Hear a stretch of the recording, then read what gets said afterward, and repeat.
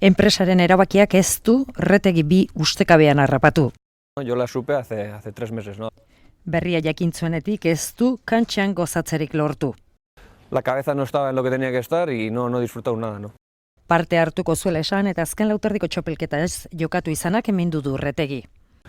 Y que en principio sí iba a jugar, yo me preparé. Prestatu nuen eta gero ez ninduten sartu, horrek mindu egin Vino ninduen. así las cosas y así han sido. Nolako enborra alako ezpala, aurra zela aita Julian Retegi handia ikustera joan oizen frontoira.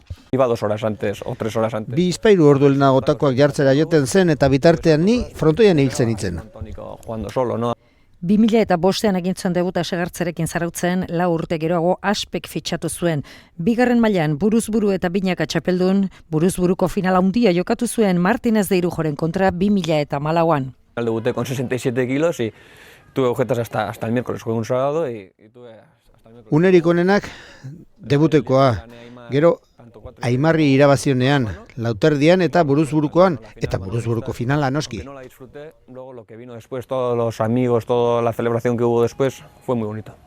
Abenduaren 15ean Eibarren jokatuko du Asperekin azken partidua, baina pilotan jokatzen jarraitu nahi du Retegik. Yo voy a seguir jugando a pelota, ¿no?